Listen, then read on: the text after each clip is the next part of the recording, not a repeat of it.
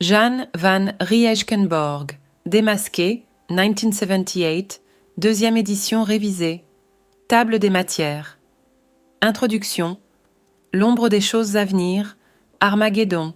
Glossaire. Introduction. Poussé par la profonde gravité des temps présents et plein du désir de servir au mieux l'humanité, nous rendons publics les textes ci-après d'une série d'allocutions dont le but est de dissiper les voiles de l'illusion derrière lesquels la réalité des choses se soustrait habituellement à notre perception. Six exposés veulent être à la fois un sérieux avertissement, une aide et un guide certain pour tous ceux qui, observant les signes, rentrant en eux-mêmes et s'absorbant dans leurs réflexions intérieures, prennent conscience de leur responsabilité envers Dieu et envers l'humanité plongée dans les souffrances. Dans cette publication, il est fait allusion à une jeune fraternité gnostique et au nouveau règne gnostique qu'elle a institué comme une forteresse inviolable de lumière et de vie, en vue d'aider et de consoler l'homme vivant dans ce monde de ténèbres et de mort.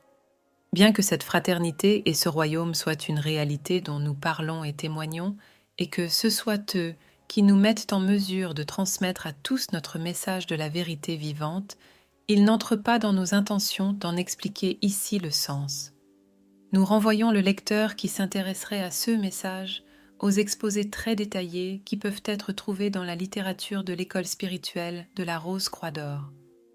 Parmi les motifs qui nous ont décidés à cette publication, l'accent profond doit être mis sur la nécessité de faire retentir d'une voix pressante, en ces temps dramatiques, un avertissement relatif aux événements inévitables à venir, auquel a conduit la manière aveugle de vivre de notre humanité, événements spectaculaires qui sont proches et qui représentent pour l'humanité tout entière un danger d'une gravité particulière.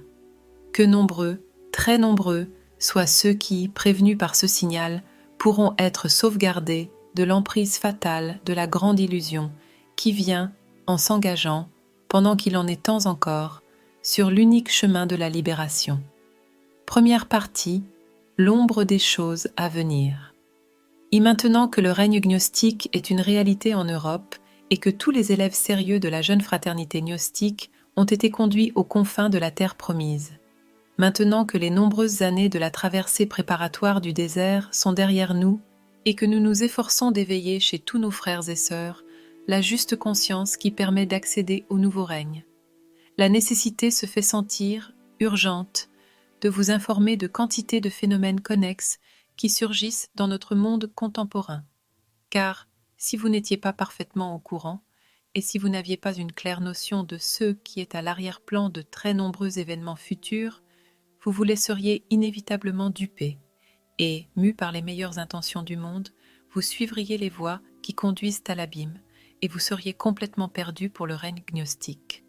Chaque fraternité gnostique a au cours de son développement connu de semblables périodes, pendant lesquelles, au moment même du succès, à l'instant où le but allait être atteint, les plus grandes difficultés se présentaient du dehors, essayant d'anéantir la victoire.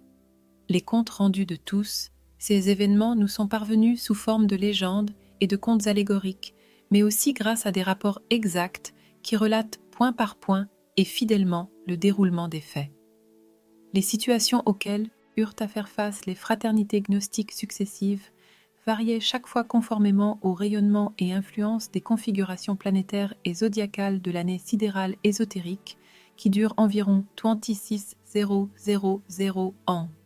C'est pourquoi CES fraternités eurent à endurer au cours de leur développement d'intenses et atroces persécutions de la part de fraternités adverses, comme ce fut le cas pour les fraternités qui existèrent au cours des 3.000 dernières années jusqu'à la dernière en date, celle des Rose-Croix classiques, où elles ont dû subir les effets de formidables événements cosmiques et atmosphériques. Toute expérience gnostique est basée sur le même principe, mais s'il est vrai que les séries d'événements et l'entourage diffèrent toujours, il n'en est pas moins vrai que rien ne se produit qui n'ait déjà eu lieu au cours des siècles. Les rotations incessantes des années sidérales le confirment. Pour comprendre exactement l'arrière-plan psychologique des événements à venir, il faut avoir remarqué, avant tout, que toute créature appartenant à un ordre de nature dialectique doit, en raison de sa naissance, non seulement conserver, mais également protéger le moi. Ceci n'est pas seulement un ordre de cette nature, un devoir qu'elle impose, mais un instinct, une impossibilité qu'il en soit autrement. Donc, celui qui aime son moi, celui qui veut lui rester soumis, doit fatalement considérer comme ennemi, ou tout au moins comme dangereux, tout individu qui voudrait le faire sortir de cet état naturel.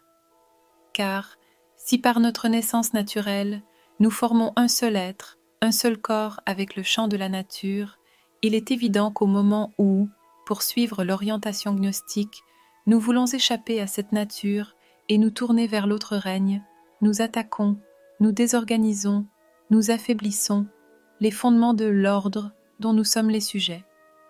Voilà pourquoi tous les aéons de la nature, avec leurs forces et leurs subordonnés, sont nos ennemis déclarés, au mépris même de toute norme de civilité ou de toute considération sentimentale. Quiconque se tourne vers le salut contenu dans la lumière christique et en tire les justes conséquences, rencontre immédiatement l'hostilité sur terre, cette hostilité étant une réaction, une autoprotection selon la nature. C'est pourquoi, dès qu'un homme entreprend de suivre sérieusement le chemin, il trouve sa voie bloquée et semée de toutes espèces d'obstacles. Il est un étranger sur terre, de qui on jalouse même la lumière de ses yeux. Jour et nuit, il est combattu, comme nous le voyons dans l'histoire des grands serviteurs de l'humanité. En vertu de l'essence de leur être et de la nature de leur mission, ils furent toujours contrecarrés et persécutés. Connaissant l'arrière-plan psychologique de cet antagonisme et la position de contrainte de ses promoteurs, ils ne répondaient jamais à cette opposition par la violence, mais, mus uniquement par un intense amour pour l'humanité entière, ils venaient vers elle avec une pitié profonde, qu'ils rayonnaient impassiblement. Leur arme, si l'on peut parler d'arme, n'était rien qu'une orientation sur le courant de la grâce, sur les lignes directrices et les lignes de force magnétique de l'autre règne. Agissant ainsi, ils étaient en sécurité, et leur absence de réaction évitait toute lutte qui les aurait liés. Voici maintenant un tout autre aspect de la question. En tant que système, en tant que champ cosmique dans la manifestation universelle, il va de soi que l'ordre dialectique de la nature participe à un champ plus grand, un plus grand cosmos, dont il est par conséquent dépendant. Étant donné que le champ dialectique constitue un tout séparé, ou, suivant l'expression de Jacob Böhm, un tout fermé, comme retranché du reste de la manifestation universelle, parce qu'il est une contre-nature à l'égard du plan divin à la base de l'univers, ce champ de la nature dialectique, en tant que cosmos fermé sur lui-même, sera périodiquement rectifié par le champ intercosmique et purifié de toutes les iniquités qui se produisent dans son enceinte, iniquités qui menacent sans cesse de le rendre inapte à servir de champ d'habitation et de vie. Le tragique de la destinée de tous les aéons de la nature, de leurs forces et de leurs subordonnés, c'est que, de par leur nature, ils s'insurgent et entrent en lutte contre le Logos et ses voies rectificatrices. Car toute créature née selon la nature tend non seulement à se maintenir, mais aussi à se protéger. C'est pourquoi, quel qu'en soit, et le mode et la cause, lorsque cette créature subit une rectification dans sa marche selon la nature, elle engage la lutte contre le correcteur et s'oppose nécessairement à tout processus portant atteinte au soi personnel et à son monde. Le Logos nous appelle par force de lumière qui pénètre tout, et lorsque nous répondons à cet appel en suivant réellement le chemin, nous rencontrons immédiatement l'hostilité et nous devenons comme étrangers sur la terre. Le sort de la Pistis Sophia devient alors le nôtre. Le Logos, d'ailleurs, comme nous l'avons exposé plus haut, intervient périodiquement au cours des rotations sidérales dans la marche des choses dialectiques, pour épurer et clarifier, mu par l'amour éternel qui, soutenant toute la manifestation, soutient aussi la manifestation dialectique. À l'instant même, la créature de cet ordre dialectique s'insurge contre le Logos. Elle doit le faire en vertu de sa nature. Elle le fait car elle ne peut agir autrement en raison de son asservissement à la loi de la nature. C'est ainsi que vous devez comprendre l'expression « vivre sous la loi ». Nous savons que dans l'époque où nous vivons, non seulement une jeune fraternité gnostique est en voie de se soustraire à l'emprise de la nature et va, de par la loi de cette nature, déclencher un conflit, mais encore que le monde est entré dans une phase de rectification mondiale par le Logos, et tous les aéons de la nature, leurs forces et leurs subordonnés, s'arment pour résister au déroulement cosmique des choses. Voici pourquoi notre époque est si compliquée. Il s'agit d'une opposition totale en voie de développement à l'égard de la révolution cosmique et atmosphérique, aussi bien qu'à l'égard d'un mouvement gnostique d'une ampleur exceptionnelle. Les fondements de l'état dialectique oscillent. Une violente résistance aux voies du Logos est en train de se manifester. Et comme nous sommes, en tant que groupe gnostique, un élément actif dans ce grand événement, il est évident que nous devons réfléchir intensément à tout ce qui va se produire si nous voulons, premièrement, résister à la tempête et en second lieu, servir ainsi qu'il sied le grand et saint travail. Si nous examinons les choses, nous ne devons certes pas supposer que cette lutte, cette opposition, se manifestera sous des formes connues de nous, ou qu'elle ressemblera au combat par les armes que se livrent d'ordinaire les hommes. Non, les armes qu'emploient les aéons de la nature avec leurs forces et leurs subordonnés sont toujours les armes de l'imitation, de la falsification, de la contrefaçon, de la mise en scène.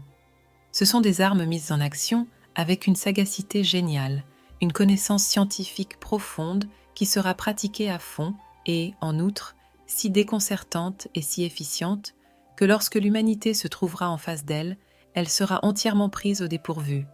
Elle verra se produire un prodige si frappant et si absolu qu'elle ne pourra faire autrement que d'y croire, de lui accorder une confiance entière et de suivre, par conséquent, ce qui aura été manifesté. C'est pourquoi nous trouvons dans toutes les Écritures saintes des mises en garde contre l'apparition de l'Antéchrist. Par exemple, dans Matthieu 24, « Car il s'élèvera de faux Christ et de faux prophètes qui feront de grands miracles et des prodiges, au point de séduire, s'il était possible, les élus mêmes. Voici, je vous l'ai prédit. De quelle nature seront ces signes et ces miracles? Voilà ce que nous avons le devoir d'étudier et de comprendre à fond. Car le temps est venu où ils vont se manifester et s'imposer à nous et à nos semblables. Nous avons précédemment attiré votre attention sur le fait que tout ce qui est manifesté dans la nature dialectique, tout ce qui est créé, l'organique comme l'inorganique, procède d'une seule idée, d'un seul plan, d'un seul système de réaction en chaîne et appartient à un seul corps. Il y a donc une cohésion absolue entre les créatures et les créations. Tout à sa propre place dans la totalité, tous subissent l'influence d'une puissante liaison. Vu superficiellement, il semble qu'une telle unité de créatures et de créations dans l'univers dialectique doivent être d'une grande beauté. La créature, reliée intimement à sa nature, revêtue d'un vêtement parfaitement adapté à cette nature et pouvant s'expliquer par elle. En y regardant de plus près, il nous apparaît que cette beauté n'est qu'apparente et que cette liaison est en fait un emprisonnement. Car l'esprit qui anime le champ de la nature et lui est identique, l'esprit qui fait vivre toutes les créations et toutes les créatures dans ce champ de la nature, c'est un esprit de séparativité, appliqué avec la plus grande minutie dans un monde de contrastes. Tout, dans l'univers dialectique, pousse à l'individualisation, et il faut pour atteindre ce but que tout individu soit soumis aux lois du temps et de l'espace, lois de la solitude, de la souffrance, de la lutte pour l'existence et de la mort. 16 lois, expression de l'esprit de vie de la nature, doivent conduire à une malédiction, à des maux extrêmes qui font que la grande masse se résigne à adopter toutes les théories et pratiques tendant à conserver en état le moi naturel, alors que seul un faible pourcentage d'individus cherchent désespérément à s'intégrer, à s'identifier à Dieu, à l'ordre, au repos, à l'équilibre, à l'harmonie, dans la grande demeure de la nature. Cela, naturellement, sans le moindre succès, parce qu'une telle intégration n'est possible que dans un champ qui lui est approprié. C'est pourquoi, quelques essais qu'on puisse faire, ils seront toujours réduits à néant, parce qu'ils ne sont pas une intégration, mais une coagulation, un résultat retardé des processus de vie naturelle. La vraie intégration suppose une absorption existentielle dans un autre esprit de vie, hors de notre champ naturel, dans une existence s'accordant à cet esprit de vie. C'est là le but de la gnose. La gnose recueille tous ceux qui cherchent et qui sont aptes à l'intégration. Elle les pousse au grand processus de renaissance gnostique. Et nous qui sommes décidés à entreprendre cette marche, nous avons tout d'abord et pour cette raison dit un adieu de principe immédiat à la grande maison de ce monde, afin de suivre pratiquement tous les chemins de la transmutation et du renouvellement, les chemins du déclin journalier selon l'ancienne nature et de la croissance journalière selon la nouvelle nature en nous, conformément aux lois johannites et christocentriques. Nous avons vu néanmoins que le champ de la nature dont nous sommes nés ne permet pas à ce processus de renaissance de s'accomplir. Au contraire, ce champ naturel s'y oppose et s'efforce de nous retenir dans le but de se maintenir soi-même. C'est pourquoi, lorsque nous voulons l'abandonner, le champ naturel lutte contre nous par l'intermédiaire de ses créatures et de ses créations, dès qu'il lui apparaît impossible de nous retenir par ses forces de rayonnement électromagnétique.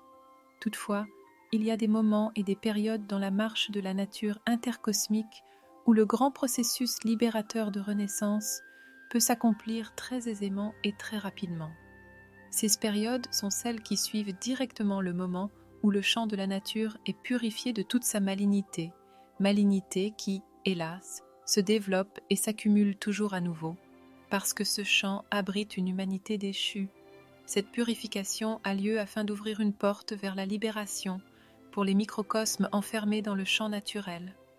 En conséquence, tous les aéons de la nature, leurs forces et leurs subordonnés s'opposent, comme nous l'avons déjà exposé, à une telle purification qui rapproche la fin du règne naturel de la chute. Or, cette opposition se fait sous forme de contrefaçon. On peut voir la contrefaçon comme une intense imposture. Au fond, ce n'est qu'une réaction logique.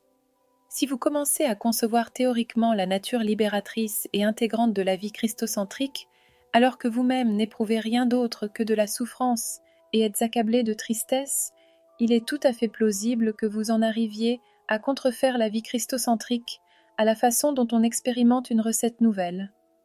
Un remède est-il inefficace ? Eh bien, dira-t-on, essayons-en un autre pour assurer notre sécurité dans ce monde de la mort.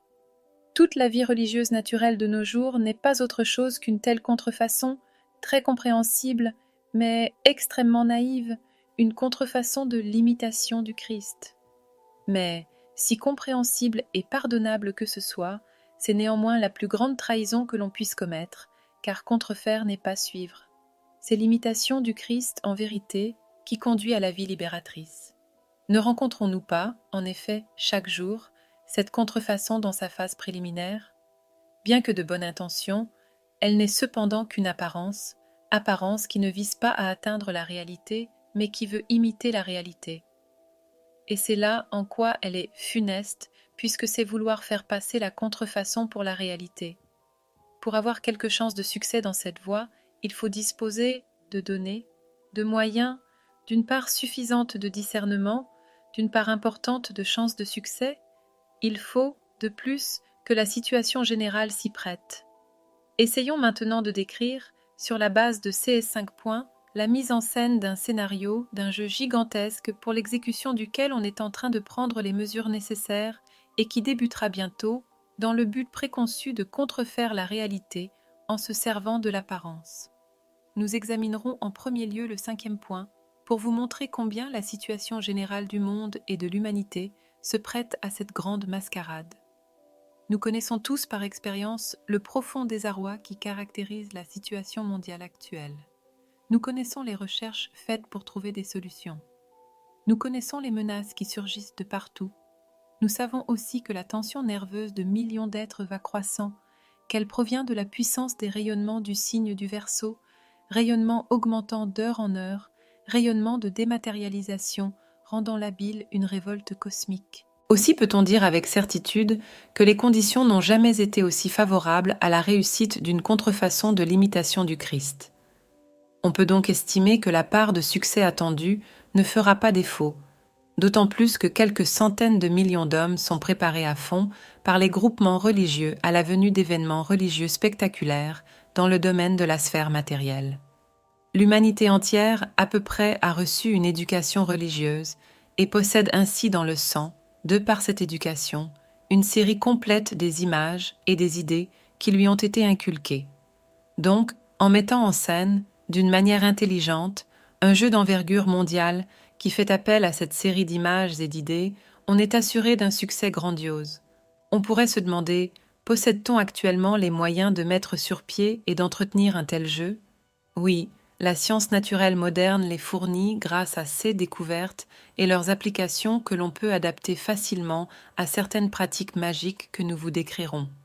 Y a-t-il également des données à l'aide desquelles on pourrait rendre les phases du jeu à tel point acceptables que, ainsi qu'il est dit dans Matthieu, chapitre 24, les élus mêmes pourraient être induits en erreur? En réponse à cette dernière question, disons que toutes les données du plan et de sa réussite se trouvent littéralement exprimées dans la langue sacrée de tous les temps. Ce stade de compréhension selon la lettre n'a été dépassé jusqu'à présent que par une poignée d'hommes. Voici maintenant les traits fondamentaux de la grande imitation. On mettra en scène ni plus ni moins que le grand retour du Seigneur, tel qu'il est dépeint dans les diverses prophéties apocalyptiques. Cette représentation minutieusement préparée sera accompagnée de phénomènes prodigieux de nature scientifique naturelle. Elle englobera le monde entier, troublant jusqu'à la moindre place. Chacun pourra être témoin et pensera « Le Seigneur vient dans les nuées du ciel avec tous ses saints anges ». Ensuite, une intervention aura lieu dans le système gouvernemental de tous les pays et un gouvernement mondial sera instauré. Dans le monde entier, retentira le cri de joie « Paix sur la terre ».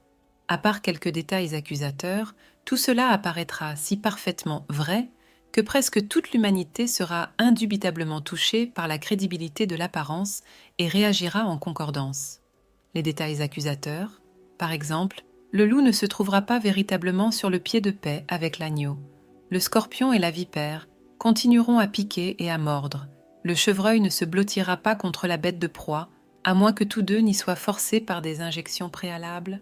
Malheureusement, toute l'humanité se rassemblera en masse dans les églises pour y implorer et remercier.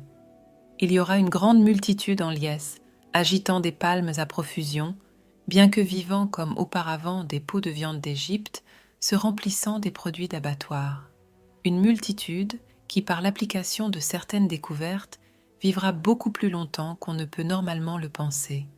Pendant ce temps, la vraie ecclésia sur terre qui, dès la première heure, aura vu clair dans le jeu et refusé de s'y associer, sera maltraitée et persécutée, et la masse se réjouira de ce qui apparaîtra comme une déchéance. Parlons maintenant de la manière dont le grand jeu sera mené. Qui seront les meneurs du jeu? Où demeurent-ils? Comment vivent-ils? Et qui collaborera avec eux? Et nous, de notre côté, n'oublions pas de suivre, aussi vite que possible, le chemin que nous sommes occupés à parcourir, le chemin lumineux de la gnose, afin d'être en sécurité dans le nouveau règne gnostique quand la tempête commencera à sévir. Formons ainsi un roc au milieu des brisants, pour les milliers d'hommes qui, dans leur désillusion, auront bientôt besoin de notre aide. 3. Le grand jeu que nous allons essayer maintenant de vous décrire, ce jeu tel qu'il sera exécuté sous peu, le jeu de la contrefaçon du retour du Christ, comporte dans son dessin de nombreux paragraphes. En dehors du paragraphe religieux, il y en a un également en matière économique, sociale, politique, scientifique naturelle et quantité d'autres aspects et projets émanant tous de cette grande idée, par des moyens totalement nouveaux, dirigés d'un point central jusqu'ici inconnu, fonder un État mondial théocratique qui englobera tous les pays, tous les peuples, toutes les races, un État de paix parfaite, auprès duquel pâliront les espérances les plus téméraires des communistes, des bellamistes, des socialistes et de tous les idéalistes. Un vrai ciel sur terre, telle sera l'idée mère. Un dessin, en somme, très séduisant. Qui en effet refuserait de se rallier à l'exécution d'un tel plan? Qui n'aspirerait, de quelque manière, à un peu de ciel sur terre? La difficulté, pour l'exécution d'un plan de ce genre, réside dans le fait que, Dans un ordre mondial tel que le nôtre, tout courant d'idéalisme pratique compte, à côté de collaborateurs et de partisans, des opposants et des adversaires. L'accord n'existe nulle part. L'essence du conflit provient justement de ce que tant de gens veulent, de tant de façons différentes, fonder un royaume de bonheur et de paix sur la terre. L'individualisme à outrance, le sentiment de séparativité absolue, l'égocentricité irréductible de tous ont fait jusqu'ici échouer misérablement les intentions les meilleures. Beaucoup ont compris et comprennent ces choses comme nous les comprenons. Beaucoup les ont dites et maintes fois répétées. Beaucoup ont, comme nous, recherché une solution. Or, en théorie, deux solutions sont concevables. Une solution vers laquelle s'orienteront toutes les aînées dont l'aspiration est réellement terrestre, donc la fondation d'un véritable fascisme mondial théocratique. Une solution que nous poursuivons, à savoir quitter, par transfiguration, tous les aspects de ce monde et, intérieurement, nous élever dans un autre ordre mondial. De ces deux solutions théoriques, une seule sera pratiquement réalisable. Un seul chemin offre vraiment une solution, une libération, la vie éternelle. Il va de soi que, si divisée soit-elle, l'humanité doit suivre l'un de ces deux chemins, poursuivre l'une de ces deux solutions théoriques. Tout homme doit choisir entre ces deux marches de vie, bientôt exclusivement les seules à subsister, ou la voie du fascisme théocratique, ou celle du transfigurisme. Ces deux plans sont maintenant en cours de réalisation. Pour l'instant, nous ne parlerons pas du chemin de la transfiguration, du chemin de la gnose. Quiconque désire être renseigné à ce sujet en trouvera l'occasion auprès de l'école de la Rose-Croix d'Or, de ses travailleurs et de sa littérature. Le but de la présente brochure est de vous renseigner aussi clairement que possible sur les aspects, les indices caractéristiques et le déroulement de l'autre plan. En premier lieu, afin que vous puissiez bien déterminer vos propres rapports avec cet autre plan et votre position à son égard, car il est indispensable que votre compréhension de tout cela soit très claire pour rester objectif.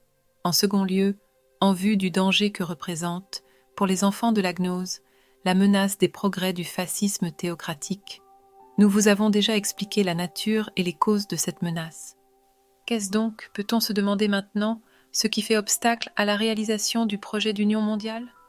La réponse est, nous vous l'avons déjà dit, le désaccord général bien connu de l'humanité. Qu'est-ce alors, outre l'égocentricité connue de l'humanité, qui entretient cette discorde? La division qui règne entre les divers groupements de la sphère réflectrice. Vous avez eu l'occasion d'apprendre par nos publications de quelle façon se développent les différents groupes dans le pays d'au-delà de la mort, sphère réflectrice, et comment ils se maintiennent. L'ordre dialectique est une nature de la mort se composant de deux sphères. La sphère matérielle, domaine d'existence des hommes nés de la matière, et la sphère réflectrice, domaine d'existence des morts.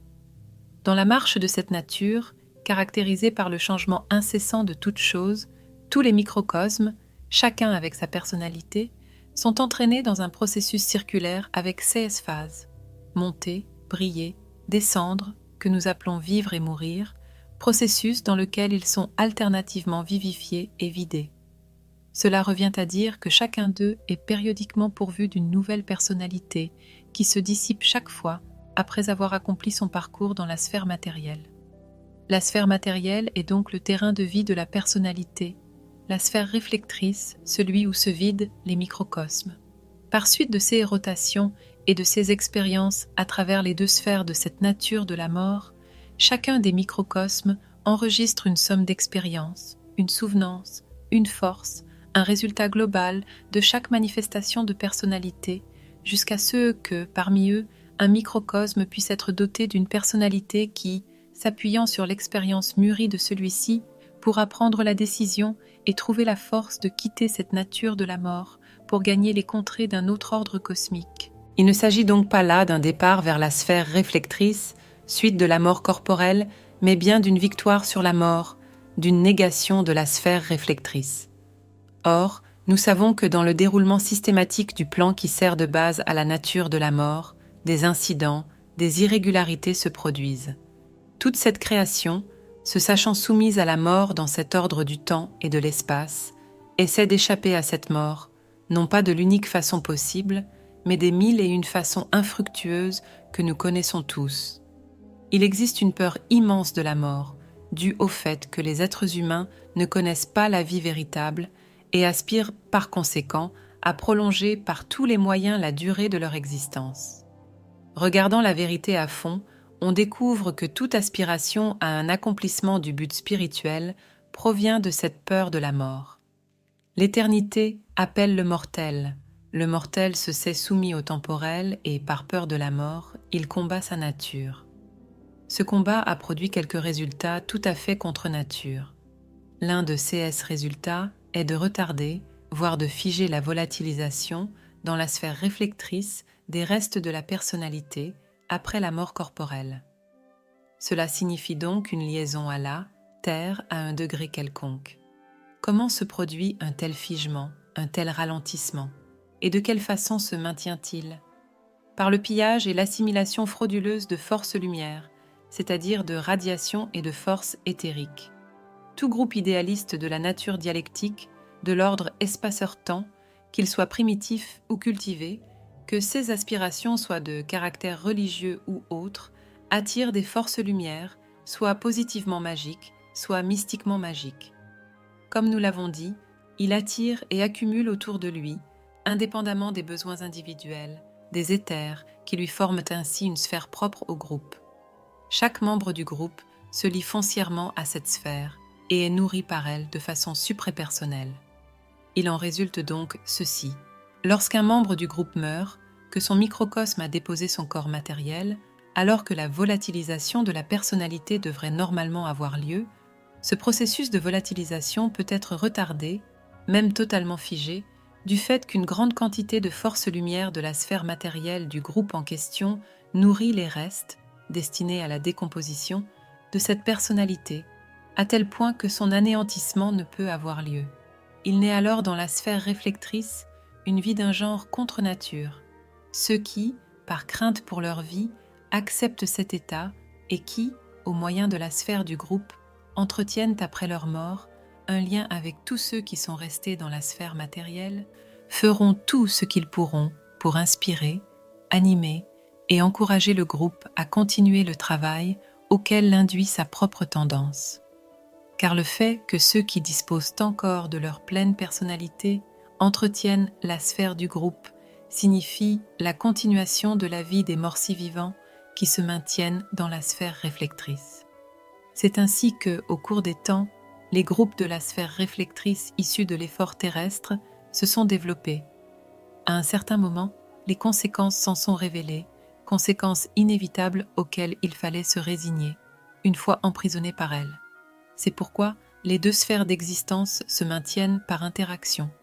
Quand on est au courant de tout cela, une étude de la sphère réflectrice peut révéler à quel point cette culture, chevauchant les deux sphères, est devenue embrouillée et compliquée. Comment, poussé par la lutte pour l'existence, on a pu réussir à organiser la sphère réflectrice en champ de vie général et à la partager de façon telle que tout groupe, quel qu'il soit, y ait son domicile. Mais il faut aussi considérer combien les conséquences de ce retardement bloquent d'entités étincelles d'esprit dans la progression de leur marche naturelle. Ce fait que tant de microcosmes soient ainsi prisonniers provoque la multiplication d'entités étincelles-vie dans la sphère matérielle, ceci afin de constituer un troupeau de créatures qui, par un dressage adéquat, se chargera de procurer la force lumière nécessaire au groupe dans la sphère réflectrice. C'est ainsi que s'est développé un chaos inextricable, un enchevêtrement des plus embrouillés. Vous vous demandez la cause de la situation, cette cause agissant depuis la Genèse. C'est le désir erroné de vouloir chercher la vie là où on ne peut la trouver, là où il n'est pas permis de la trouver. La nature dialectique entière, avec ces deux sphères, est surchargée de vie impure, quoique bien intentionnée. Personne, du haut en bas de l'échelle sociale, ne se sait en sécurité, bien que de nombreux individus, oui, des millions, s'imaginent être parfaitement bons, profondément religieux, vrais philanthropes ou magiciens sublants. Saisissez-vous pourquoi, dans la Rose-Croix classique, tout frère et toute sœur devait promettre de ne pas faire usage de et connaissances pour prolonger sa vie, soit ici, soit dans la sphère réflectrice, car quiconque entreprend une telle chose est irrévocablement emprisonné dans la toile d'araignée. Si vous pouvez maintenant embrasser d'un coup d'œil cette esquisse de la réalité des choses, vous verrez clairement que tout cela doit donner lieu à une crise cosmique. Toute la vie dialectique se sent menacée, car les innombrables phénomènes qui accompagnent la vie antidivine ont pour conséquence un assombrissement du champ dialectique tout entier. De ce fait, la force lumière ne suffit plus à nourrir la vie dénaturée dans la sphère réflectrice et des dangers de lutte cosmique se développent. Nous vous conseillons d'approfondir votre compréhension sur ces questions afin de voir clairement pourquoi ce que l'on nomme la hiérarchie dialectique s'emploie à exécuter son plan d'un fascisme théocratique. Son but est le même que celui du disciple Judas, qui voulait forcer Jésus à prendre la direction d'un mouvement national, en vue d'instituer un État terrestre théocratique. Elle veut provoquer par des moyens scientifiques un puissant afflux de forces lumière intercosmiques. Elle veut l'employer pour s'assurer un équilibre stable entre la consommation et l'afflux de cette force lumière. Bref, elle poursuit un legs messianique terrestre. Vous allez certainement vous demander ce qu'il faut entendre par l'expression « hiérarchie dialectique ». C'est l'organisation qui groupe sous son égide les fraternités de la sphère dialectique, tout au moins les plus grandes et les plus influentes, quelque chose comme une internationale de la sphère réflectrice. Voyons maintenant de plus près comment la hiérarchie dialectique s'efforce d'affronter la crise cosmique qui est en train de se dérouler et qu'elle devra subir. Comme nous le savons, la hiérarchie dialectique se trouve en grande difficulté parce que ses besoins en force lumière dépassent ce que peut fournir la nature dialectique. Toutes les entités qui vivent dans la sphère matérielle et qui, par conséquent, disposent d'un corps physique, produisent de la force lumière terrestre, c'est-à-dire qu'elles transforment des éthers qu'elles ont reçus elles-mêmes des domaines cosmiques environnants. Cette transformation de force lumière intercosmique en force lumière terrestre a lieu par le sang, la sécrétion interne, le fluide nerveux, le feu du serpent et le fluide de la conscience. Cette force lumineuse ainsi transformée par les humains, individuellement aussi bien qu'en groupe, forme le pain de vie de tous ceux qui se maintiennent dans la sphère réflectrice de la manière décrite plus haut. Les habitants de cette sphère ne peuvent transformer eux-mêmes la force lumière intercosmique, car il leur manque l'organisme de la personnalité. En effet, ils ne disposent pas de l'organisme physique indispensable pour effectuer cette transformation, leur véhicule le plus matériel, consistant en une partie seulement de ceux que nous appelons le corps éthérique.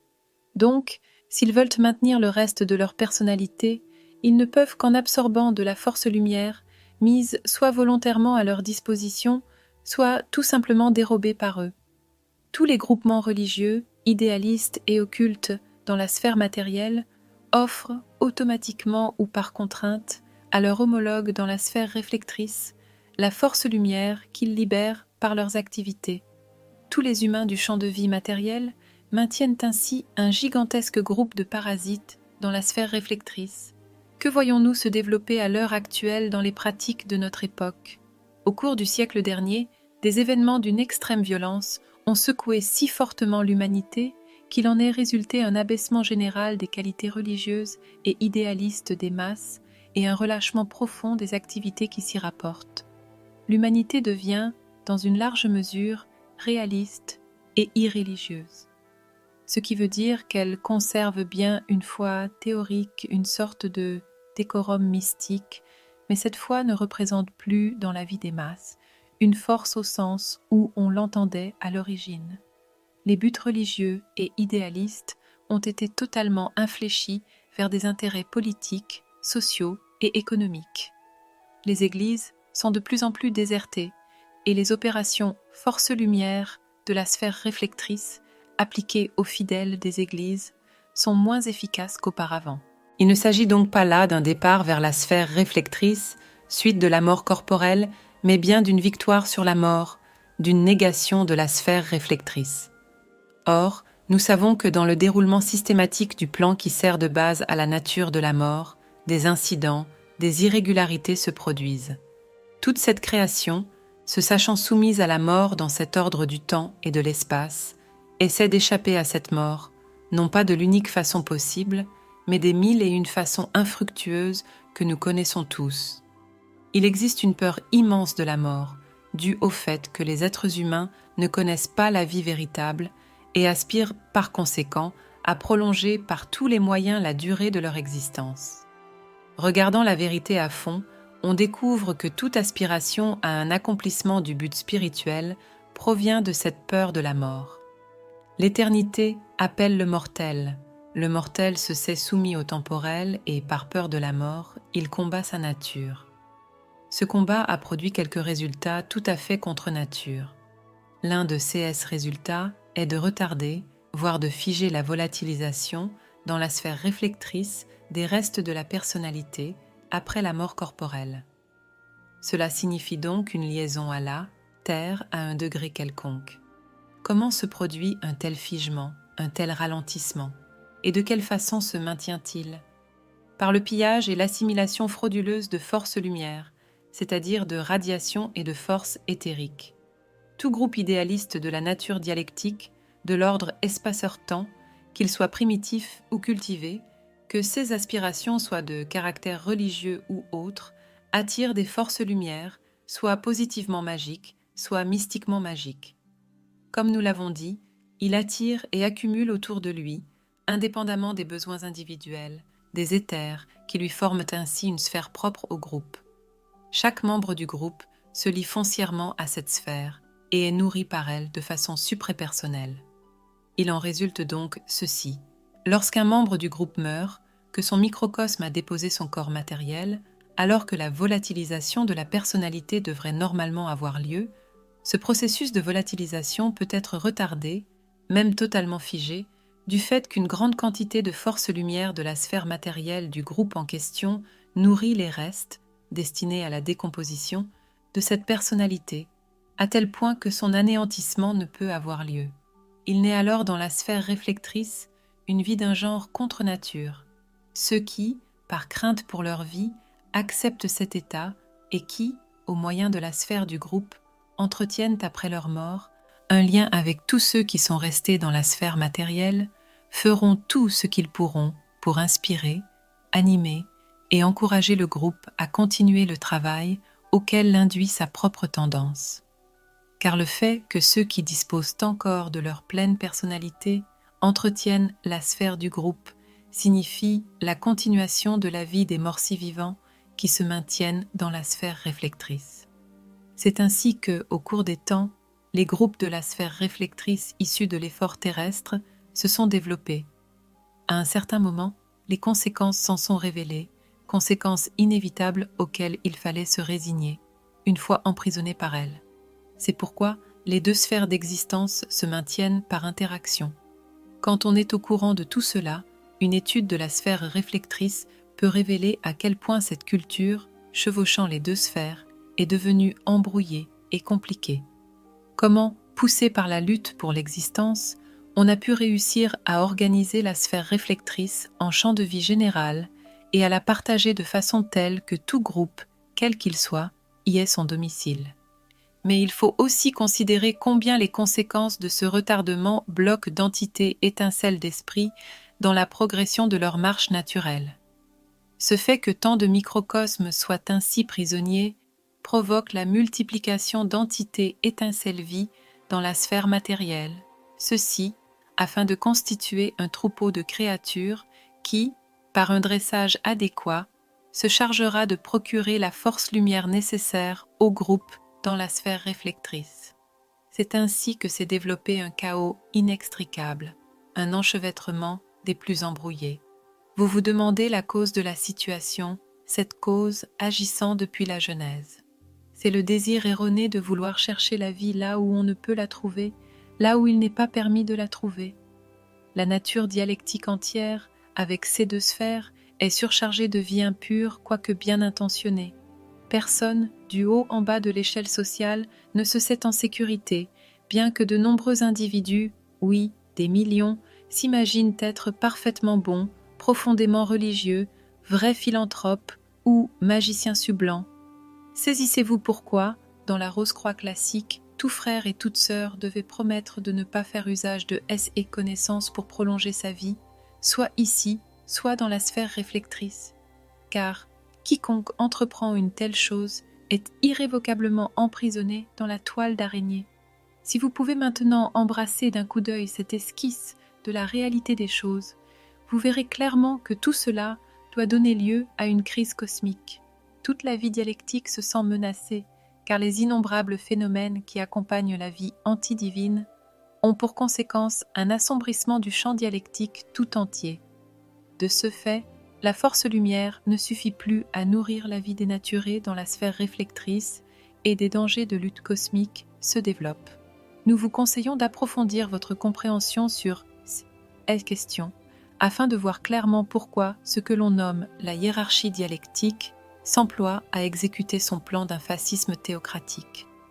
Son but est le même que celui du disciple Judas, qui voulait forcer Jésus à prendre la direction d'un mouvement national, en vue d'instituer un État terrestre théocratique. Elle veut provoquer par des moyens scientifiques un puissant afflux de forces lumière intercosmiques. Elle veut l'employer pour s'assurer un équilibre stable entre la consommation et l'afflux de cette force lumière.